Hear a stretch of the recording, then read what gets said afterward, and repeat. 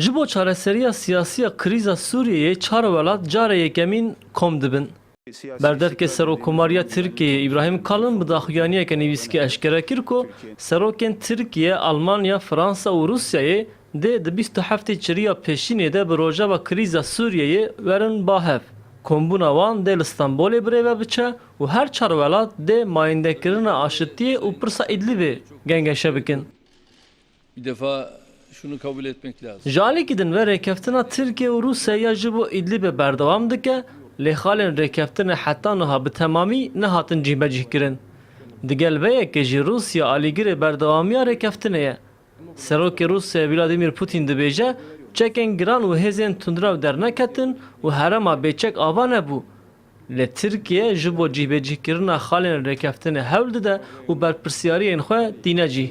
Xebatên wan ên digel Tirkiye ya ji bo herema bêçek dê berdewam bike.